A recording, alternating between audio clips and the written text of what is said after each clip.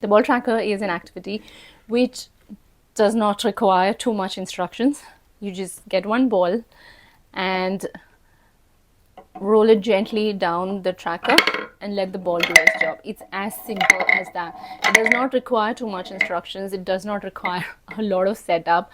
Of course, when the first time you're introducing, start with one ball at a time. Ensure that you either do it on a breakfast table like that or on the floor, because children might stand up, sit down while playing with this activity. Now, it's ideal for your child to be able to track the ball when they put it for the first time. And what this activity does, it helps your child develop their reading ability from left to right. I know it's too early at 1 year of age, but that's basically a preparation for when they start their preschool and later on their normal school years. And also the fact that it goes from left to right and top to down. That's the typical way in which we learn. Like if a child is reading in a textbook or writing, it'll always go from left to right and top to down. And that's the progression that this particular tracking activity teaches your child without actually formally teaching them, and that too through play. So when you're introducing this, do it slowly with our slow hands, omit words approach. But after that, let your child have a go. In fact, you don't even need to go through all that hassle. Your child could start anywhere. Like they could start here and then they might stop the activity midway.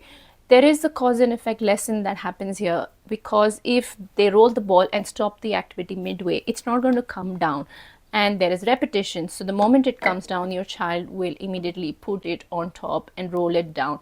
So when you're at home, you don't need to follow a formal lesson approach, but should you choose to do that, start slowly, let it roll down completely, and then pick it from the bottom and then bring it on the top. Children are intuitive, they're active. So even if you just keep this ball next to them, they'll be able to pick it up and just roll it down the tracker.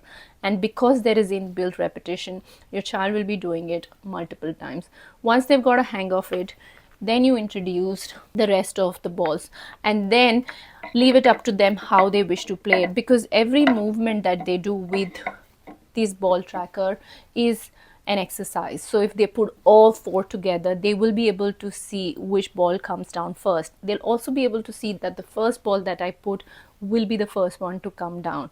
And then the whole tracking activity that happens is what supports their reading ability for later down the line. So a great activity for children to play for a long period of time. You know, my 7-year-old loved this activity even at that age. And I've seen older kids, once this activity is brought out, they also enjoy playing with it.